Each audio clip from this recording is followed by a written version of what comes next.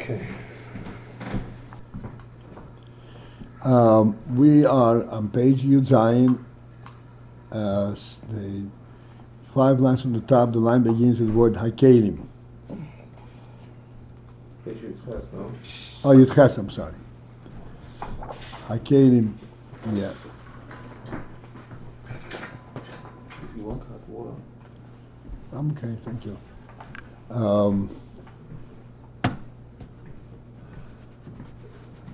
Okay, so on Yud Ches where? 5 lines from the top. The line starts with the word hakeilim.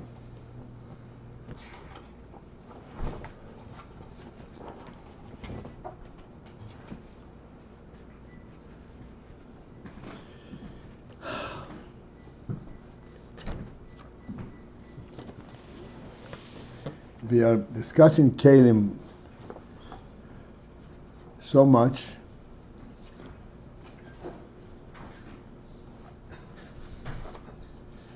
and as a matter of fact, I think we actually did point out what is the significance of the keilim.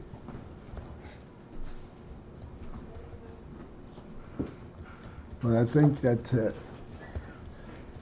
it is due time to kind of refresh that concept. No, I think I'm going to open the air conditioner for myself.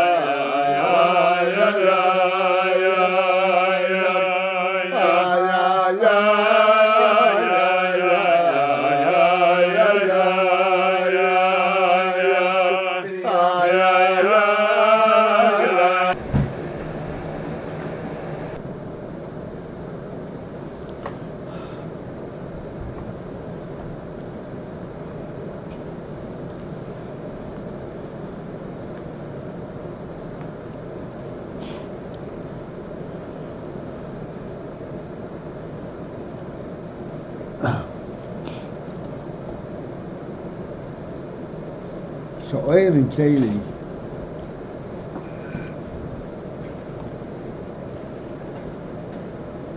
it's important to understand what is the principle of Ayin and keilim.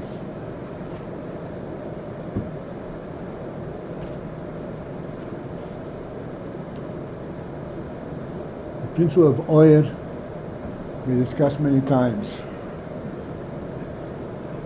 Not to be confused by the common usage of the word light.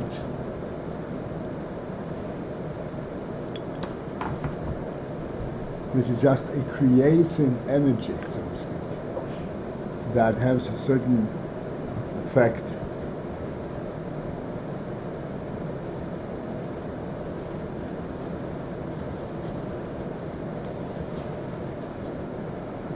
Oil is the effect of the presence of an atzma.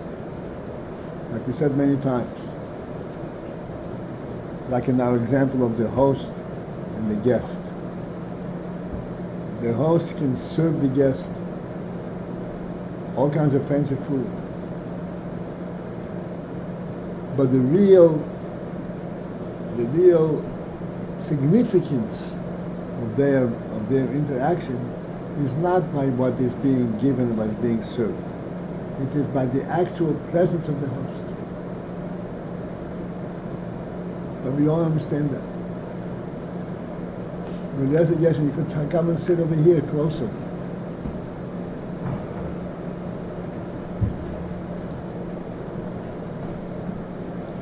The most significant aspect is in their presence. Now, the food that he's giving, he's taking his food and giving to the guest, and the guest has something for himself.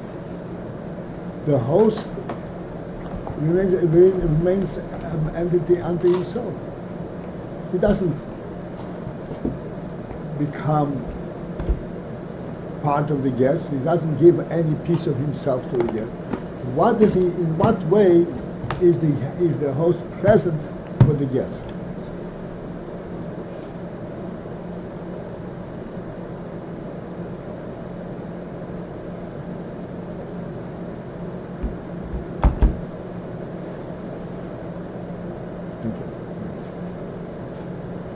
In what way is he present?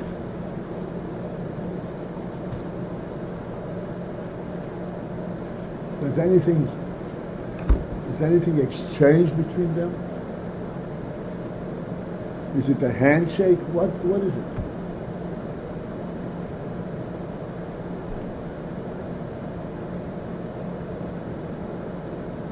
Any comments from anybody? Well, there's the food and these external things, but you're asking what is the... We understood many times that the food does not right. take place does not capture the real thing. Right.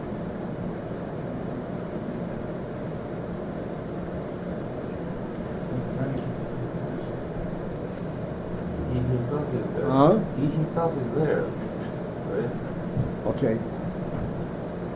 Let us try to pin it down. He is there, but he is himself. He is a separate entity.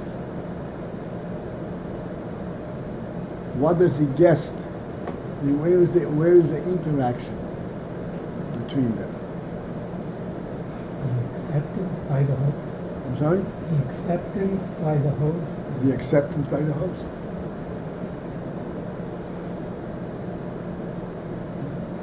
What actually is presented from the host to the guest is called oyer. The spirit of the host's presence.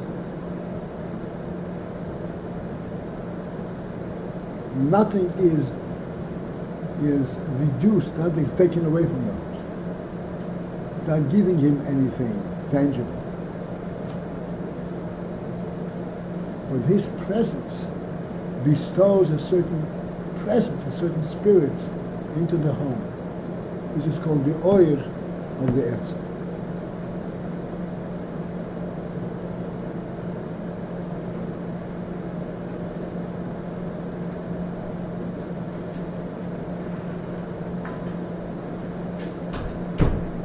Let us think into this a moment. This oyer is actually representative of the quality and the truth and the significance of the host himself. Otherwise, there's no significance in the song.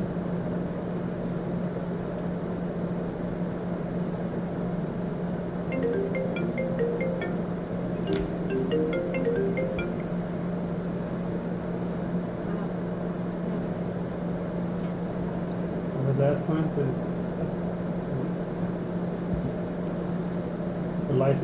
light has something to do with the relationship. Otherwise, I didn't capture this one. The last point. All right, let's go back.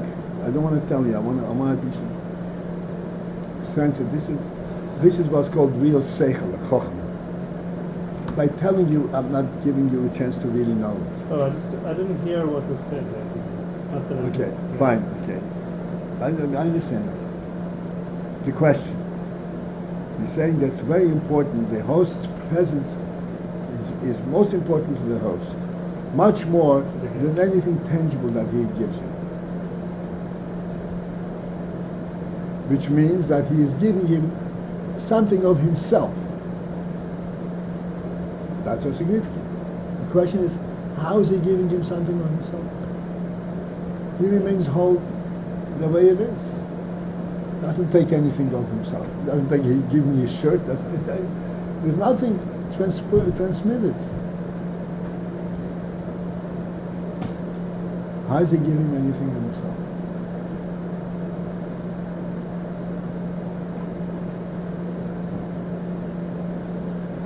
Okay, that was the question. And the answer is that his presence itself is extremely significant to the host, to the guest.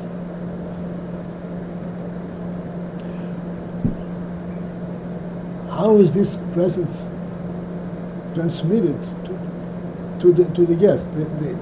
The host remains himself. So wherever he is, as far as to himself, he is always present. He is himself. How is it present? He's saying he's present to the guest.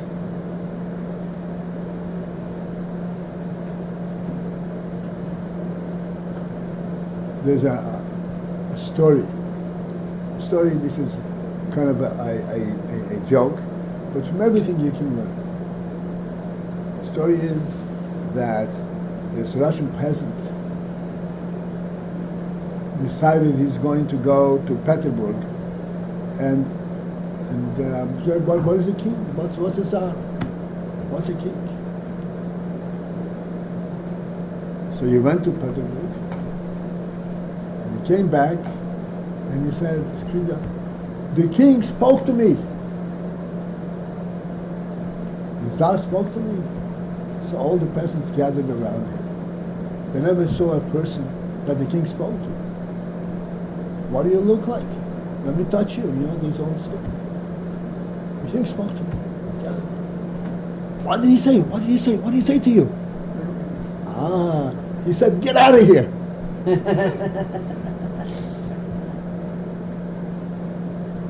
You know Russian a little bit? No. You know Russian. Pashol von. What's mean pashol von? Go to hell, right? Get out of here is a good translation.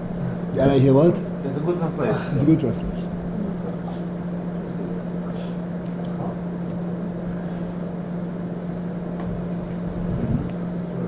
That is not a translation, a relationship. That is not a translation that the king gave him his presence. You understand? The peasant's mind, this was a present, but this is not a present. If he said nothing to him, and you would just let him stand there, that would have been a gift, a transmission.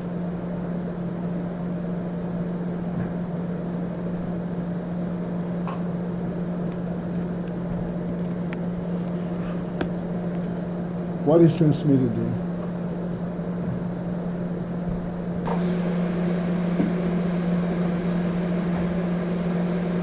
So this is what we say, this is what we call oil. What is this oil? How do you identify it?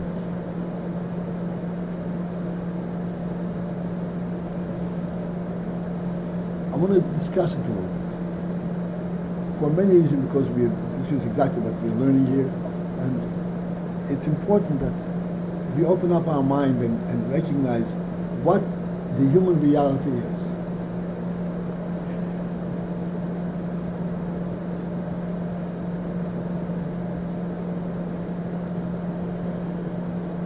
We said many times, the human being is a very, very unique creature. There is no similarity between the human being and everything else in the world. I'm going to tell you something, a shocking story. I was talking, like this week, a very painful conversation a Furmanid who never got confused, started asking kashas. On the moon, kashas. He's convinced that his kashas are so, they had no answers.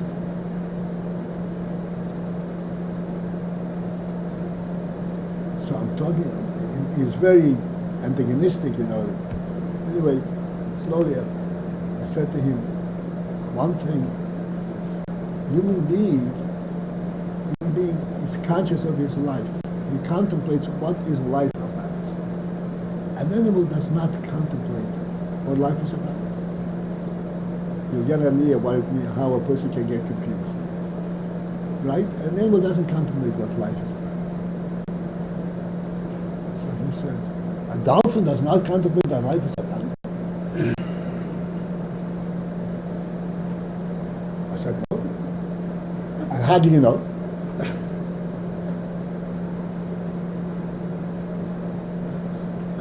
This is the epitome of the scientific idiocy. So I'm going to,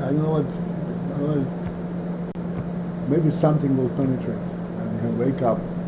This man is going to go through hell before he wakes up. Literally. I just want to explain to you. No, I'm contemplating with life. He's not capable of even knowing that question.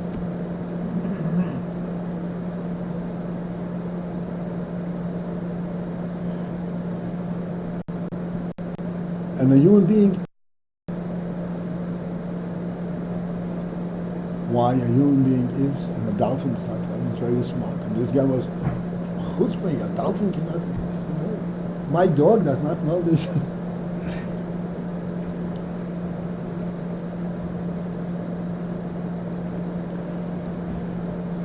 The one primary difference in terms of how we identify them. Primary difference goes to the source, but how we can identify on a practical level is, as we said many times, the only concern of every animal is how to survive physically, how to experience things physically. The only creature in the world that has a cognizance of itself beyond the physical experience is the human being.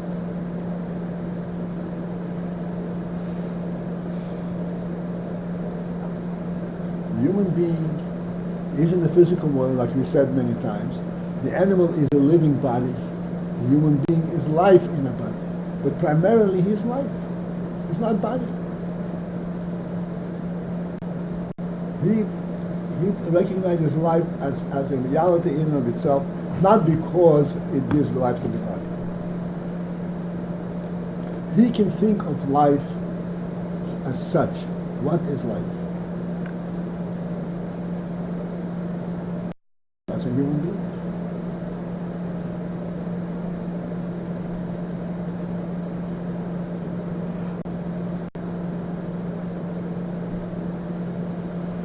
In other words, I'm going down to the lowest level. In other words, he is in the world, but really he is independent of the world.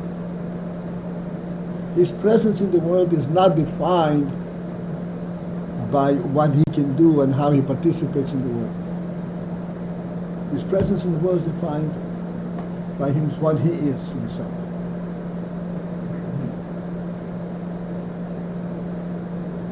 Do you understand the point? The point over here. You understand the point? It's a very important point.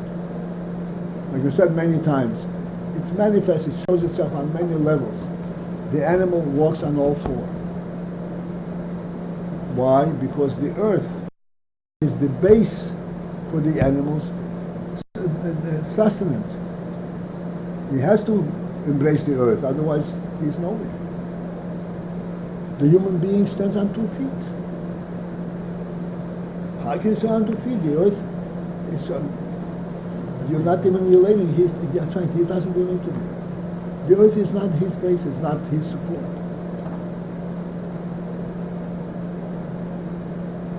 He's not subservient to the earth as every other animal is. Like the Rebbe said to him, you are conquering the earth, the world. You're not subservient to it. Prove whom you are also sure. Because you are you are like me. You're not dependent on anything in the world. You're the one who bestows significance to the world.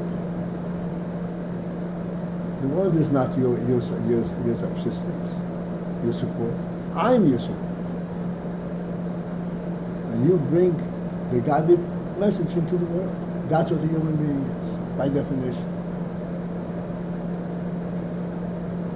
And it's manifesting itself, I said, in every aspect of human activity, starting from the way he stands, the way he walks.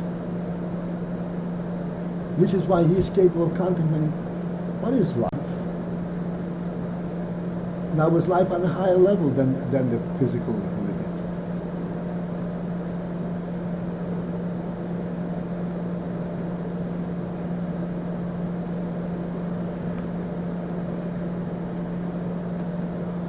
Do I have you with me?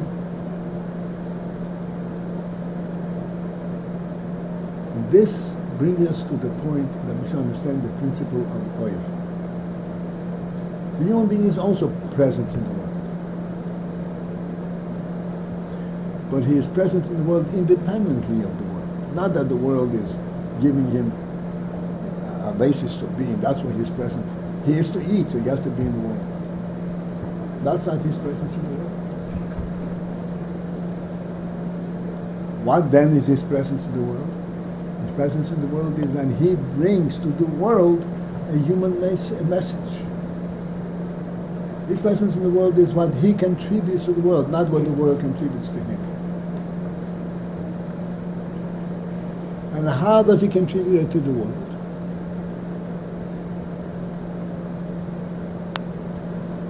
So we said it way back when, remember. We asked a very simple question. The Rebbe created the world at the end of 5.5 days. That was Friday afternoon.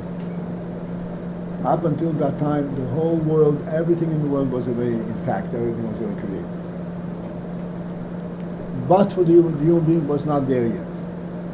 So there was a world of dolphins and every kind of fish, and every kind of animal.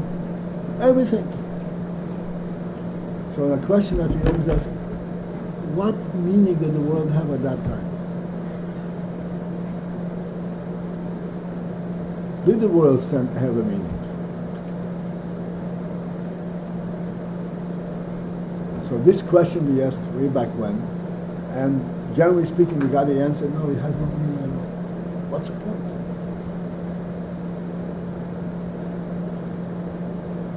All the animals don't contribute to anything, no. They are there to benefit, to eat the fruit of the earth. The human being came at that point, and he gave the world, all of a sudden, real significance, a real presence.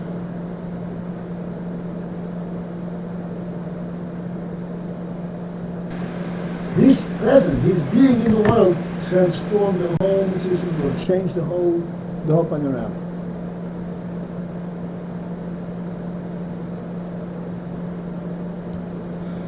How? He brought to the world something that has fundamental reality. A godly reality, a godly presence.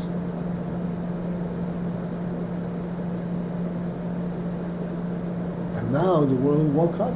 Oh, there's real meaning to this world. Everything he does, he recognizes the godly effect, the godly presence in the world. He eats a fruit, he makes a bracha.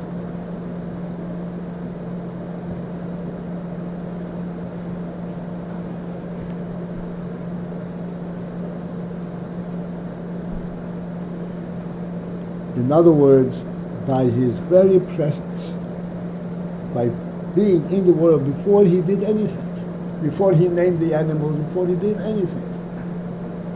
By his being present in the world, he changed the whole world. He brought a light of significance and meaning to the world.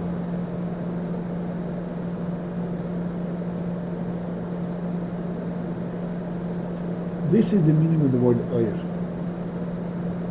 The oil of an etzem.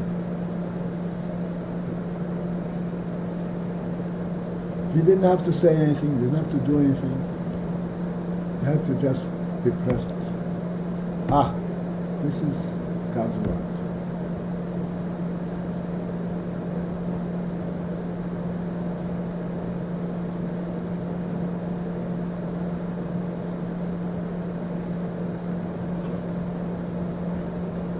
One more step.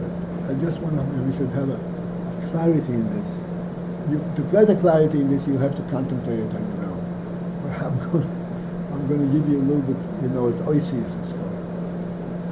The first thing that the Odom was instructed to do by Hashem is to name all the animals.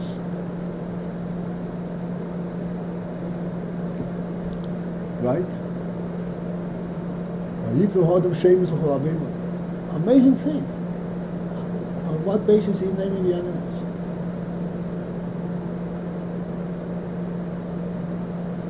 What was it, an arbitrary name?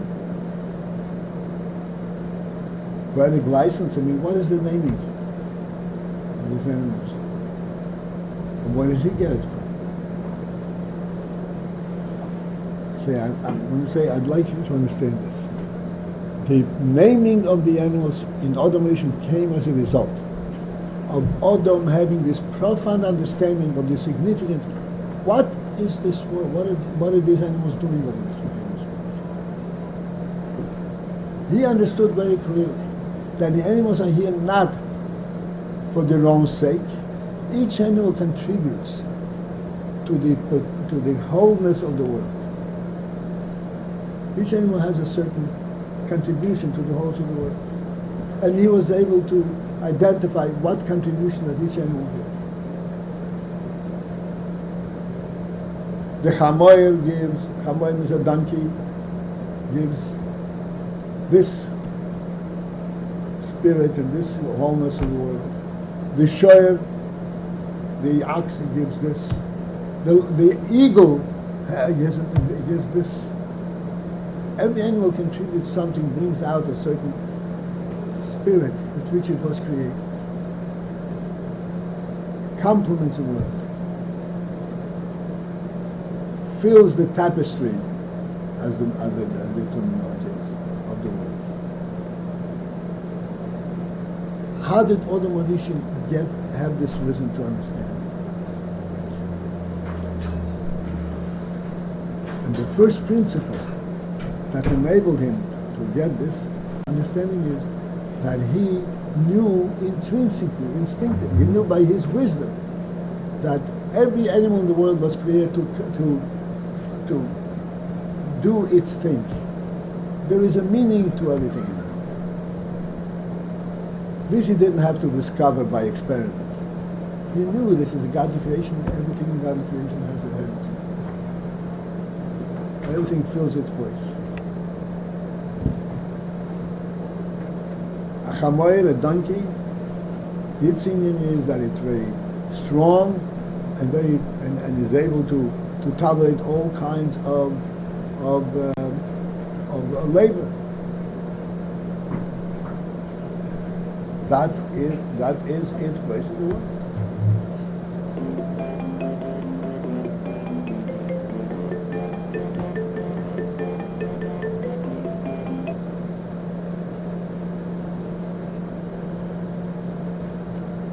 How did Odom get to know this?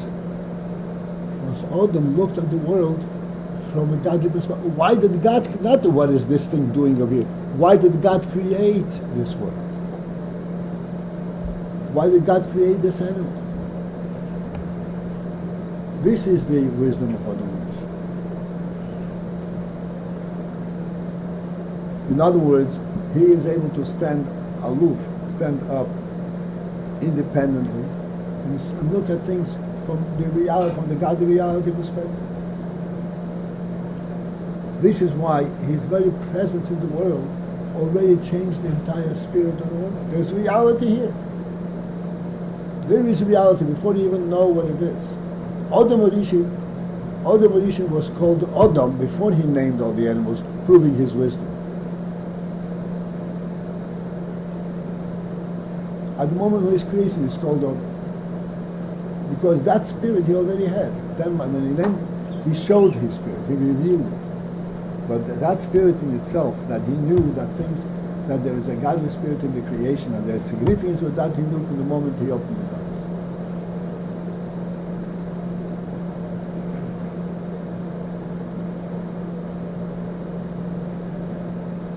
Anyone who by his very mitzias, whatever, and his very presence, knows that there is significance to existence, is a true presence. Is a true being. And his presence in the world sheds light to the world. When they look at Adam, you see, hey, he represents some kind of significance, some kind of meaning. We don't know what it is. But his very statement of being here is a statement of saying, hey, look, find what's the meaning of life.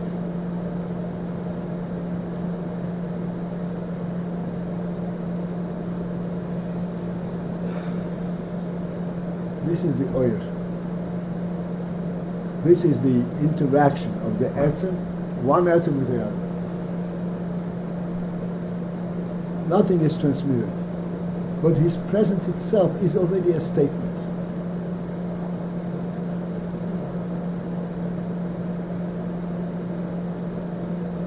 Like we said before, if this peasant was present is in the presence of the king, and the king doesn't pay attention to him and lets him stand there.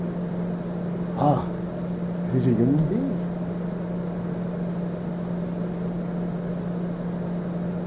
Right?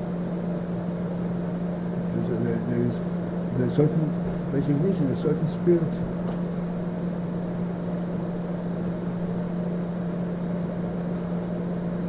This is the meaning of oyer. In other words, whatever extent you understand, but one thing we can say, oyer is a direct emanation from the etzem. Because the etzem is real, oyer is bestowing that reality upon its entire environment. Anyone who looks at it.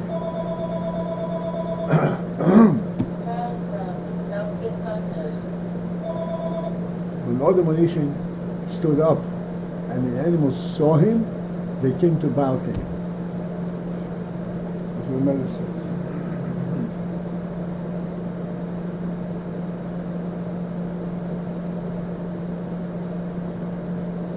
Because they immediately recognize this is something that is supreme, real. He didn't say anything, he didn't do anything. But the oyer of his presence carried that message. Again, so oyer is something which is a direct reflection of the etzem.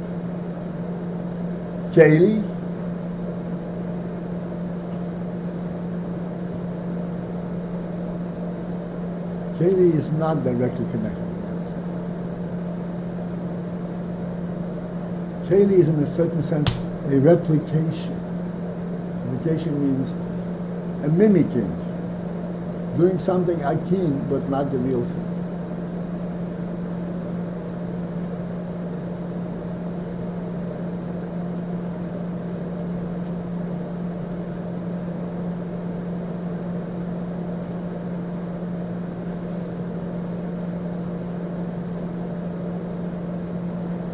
In our experience,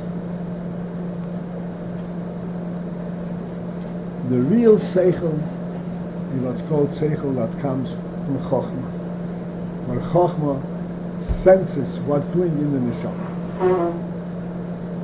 and it reveals it. That's the real seichel. Reveals it to the thought and then to the speech and so forth. Then we have seichel on a different arena. We are communicating. We're talking a davar shel seichel. We're discussing something of a seichel type.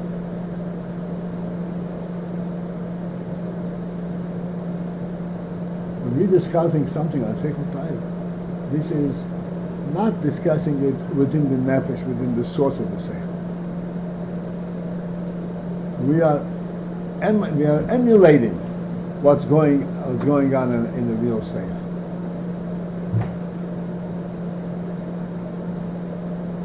In the keilim level, we're talking about the seichel on the logical level.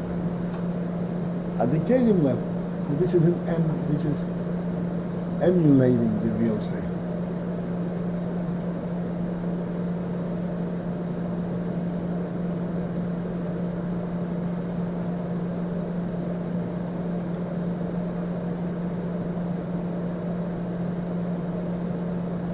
I'll give you one example, and then I'm going to ask for some feedback.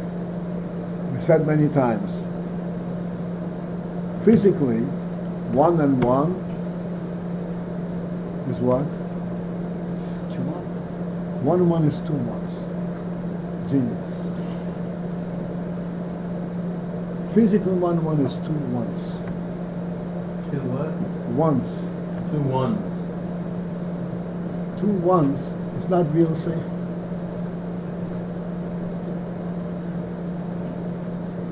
That's emulating seichel. The real seichel is on 1, 1 is 2. This is where the seichel has significance. Not 2 ones. 2 is an accumulation, is a reality, a different reality than 1.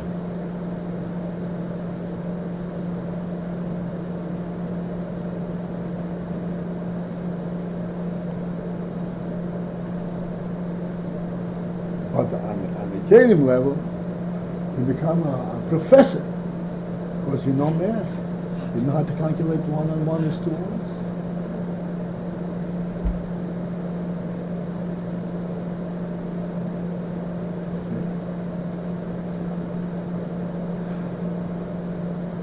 So this is the Ayin that we're talking about, oiros and keilim.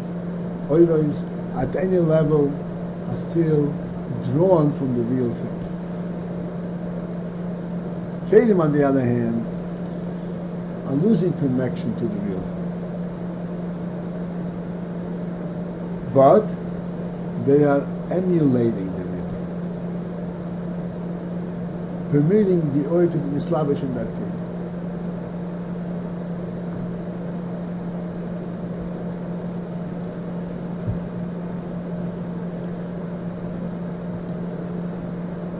Genius. You with me? Don't get insulted by calling you. Right? Okay, let's go ahead.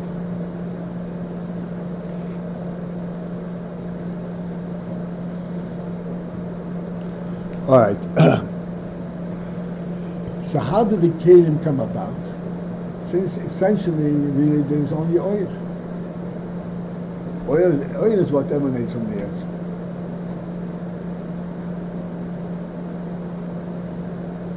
What did keilim come about? Keilim come about, he says, when there was a tzimtzum and the oil was removed, was hidden. The oil was hidden. There remained what's called the mitzias of the oil.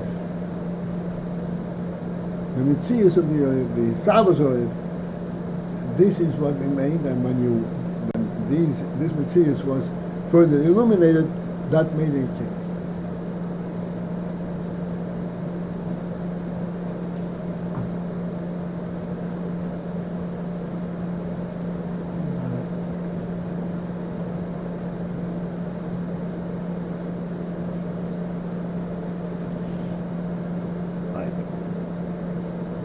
There is more, of course, but let's continue on and then we'll say what is still needed.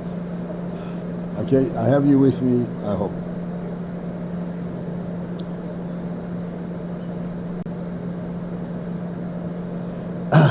Right, we are on the line that begins with hakeilim, 5 lines from the top on Yud Ches. V'zeh and this is the principle that is expressed with the words I said in its chayim. That from the thickening of the oil, the keilim came about.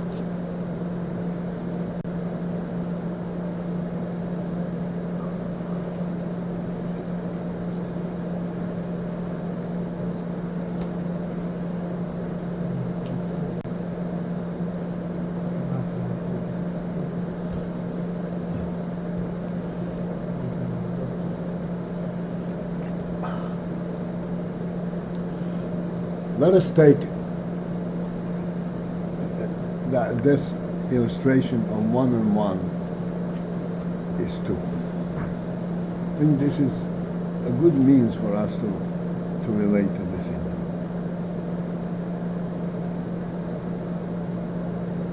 And ultimately, it has to be that we should be able to show any seichel in any place where there is any evil seichel.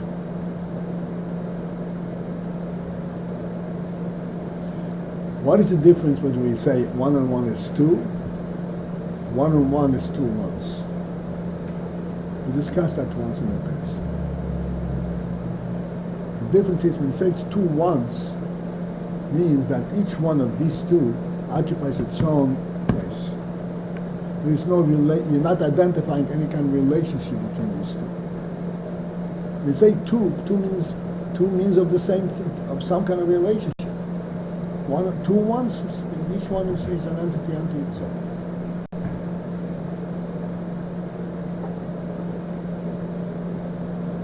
Think about it. With all due respect, 2 human beings in a room is not 2 once, it's 2 human beings. They're sharing the room. The fact that they're not on each other's throat is already saying something. With Rahman and Islam, a Montefiore, they're lying side by side, and there is no interference. It doesn't say there are 2. There are 2 in once, each one flying in his own code. There's no interaction.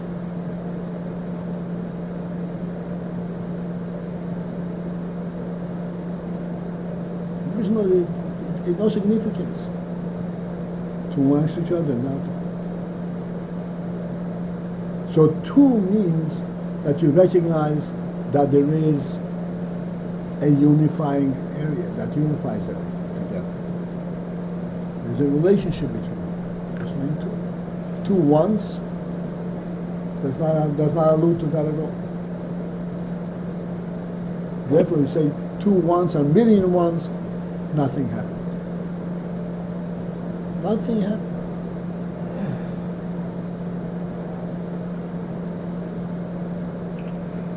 Like you say, there's a million people, 10 people. Oh, it's a different oil, different. That's only if there are 10, not 10 once.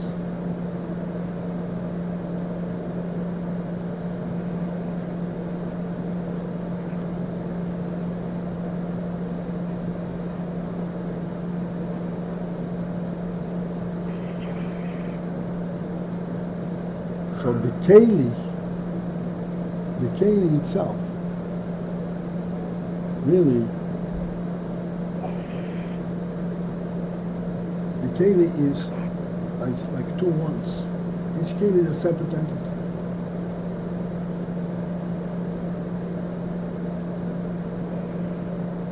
Where the oil is completely lost.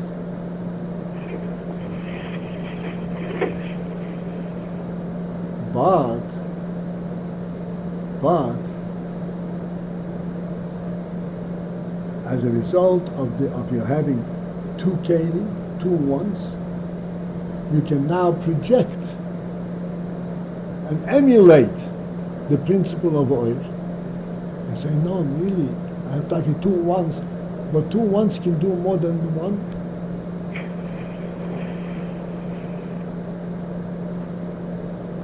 You get the point? How does this capture the inyan which is supposed to represent? The what? How does this capture the Indian that it's not just 2 1, but it's 2 in what you just said? The fact, in order that there be 2 1s, the 2 1s have to sit side by side.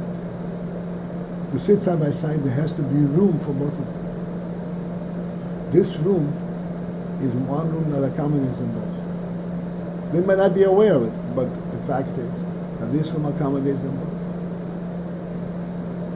In other words, it does allude to the Indian that there is a relationship between them, invariably. In what? Invariably.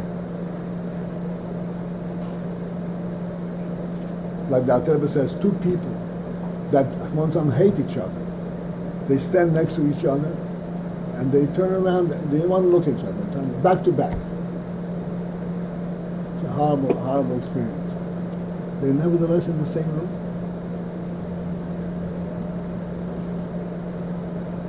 And because they're in the same room, there's a possibility for them to soften their opposition and somehow get to know each other. Because they are, after all, in the same world.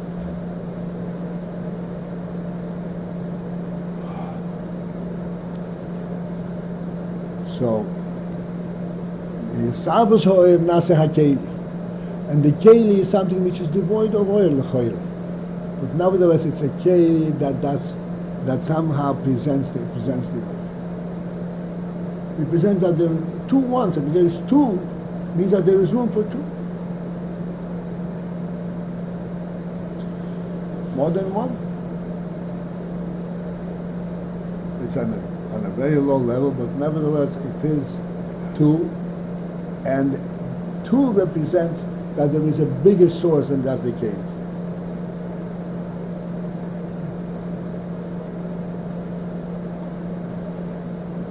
Bakiva? Trying to be a good student. I'm listening. Okay, well, I didn't lose you, right? You got something. The last thing you said that Huh? the last thing you said that 2 shows that there's something bigger than just the keilim. That's still just the level of keilim, or that's not oil? That is the keilim. That is the keilim that comes through this. That the oil that comes from this keilim.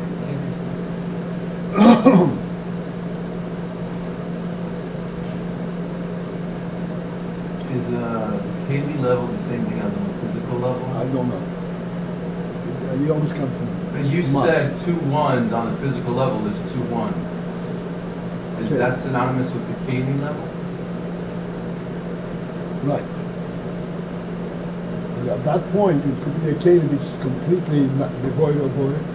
But if you think more deeply, in some respect, it does represent the oil.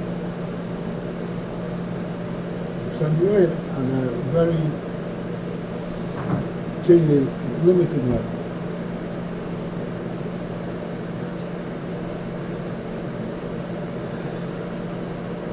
If you want to teach a child about multiplicity, you will start from ones. But then we will also show you that in order to have 2 1s, you need a bigger area. And therefore there is some kind of relationship.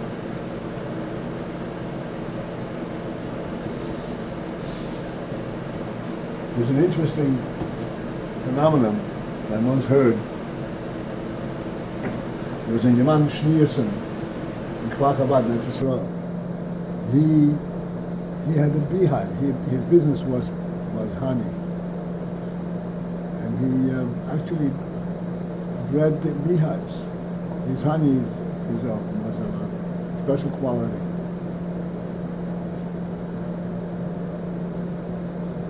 So I heard him one time. He was explaining. He was here certain principles in how the beehives work. You all know that among the bees there is the workers and there is the queen. Only the queen produces eggs from which more bees are bred. All the others are just plain workers. They supply the support, they create the honey, they accumulate the honey, and so on. And a beehive cannot grow beyond a certain size, number of bees. So when it's time for the beehive to split, to become it's reached its pinnacle, it's reached its maximum, suddenly a queen bee comes out. Once the queen bee comes out, the queen bee takes off to a different location, and a whole bunch of bees follow this queen bee, and they create a new hive. It's a new colony. That's how the hive was created. How does a queen bee get to be created? They're all identical, these bees. The egg for the queen bee and the egg for the bees are identical.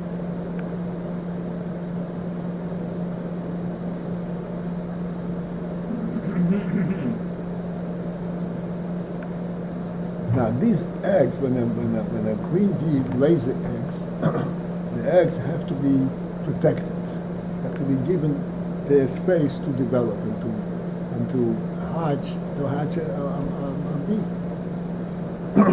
So each egg is given its own, so to speak, its own little container, little locale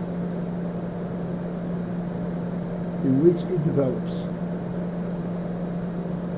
When it comes to create the beehive has to split. You need a new queen. Then what happens? The workers then take one arbitrary egg, they place it in a certain place, and they make the surrounding area bigger than the others. That's all it is. They give it a larger orientation, a larger area where to develop. And that becomes the queen bee eventually. And this is what starts a new colony. In other words, yes, each egg has its little place, but if you give him more place, he becomes a different type of thing. He becomes a queen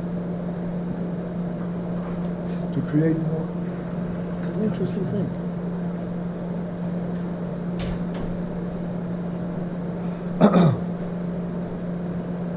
All right, so let's try and get something from the words, and then we'll.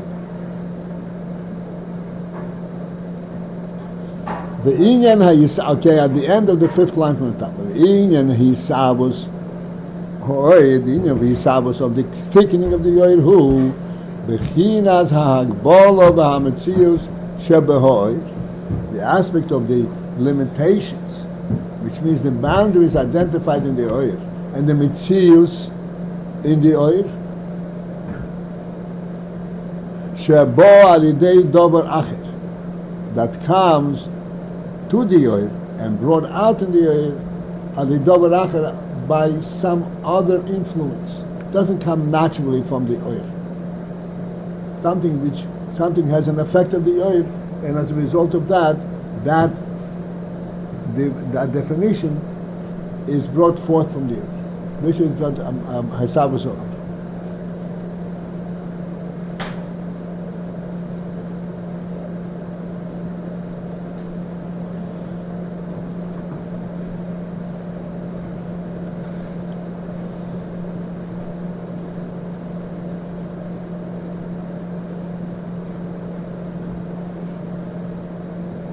So we explained this morning the meaning of the word mitzius. The meaning of the word mitzius, everything has a mitzius.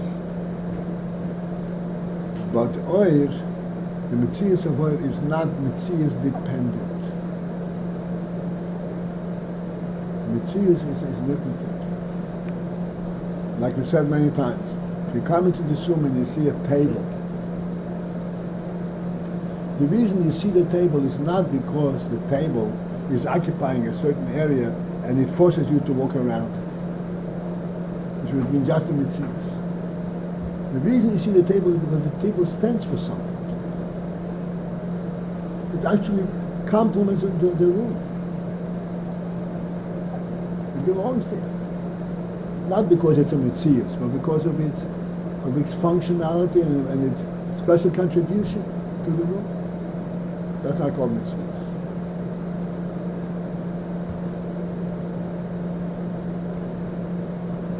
When you bring out from the oil just its mitzius, then that becomes the source for the cake. This becomes the thickening of the earth.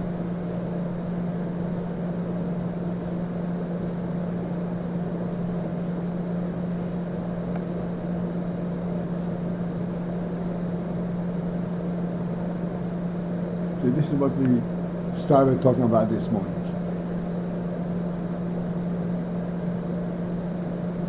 In just a few more minutes, I just want to get into the next thing, otherwise we'll stay here forever. As, for example, the letters that are contained in the seichel, or that contain the seichel.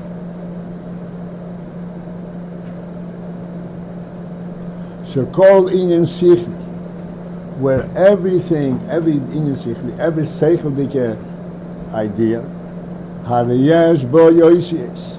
It contains oisies ba'mesh yislabish v'yizgalim. It has oisies through which this seichel will be able to be contained, v'yizgalim, and revealed.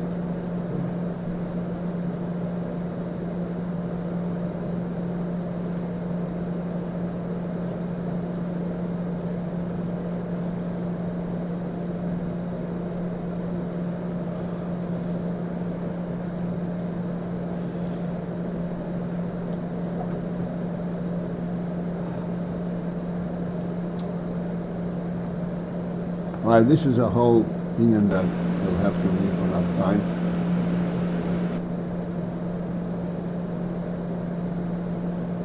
But it is just a tease to be able to begin to think. A seichel is mislabesh. It brought forth and is presented through oisius. The oisius are not part of the seichel. As we said the other day, oisius are a neutral presence outside the seichel. But then you're able to put the seichel into these oisius and represent the seichel.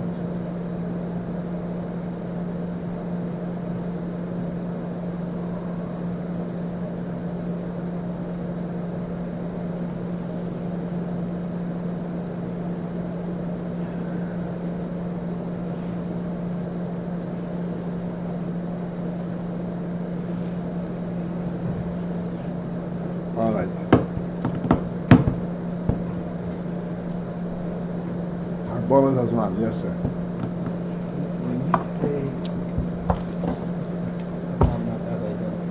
it's waterproof, It's protected? it's protected. Yes, go ahead.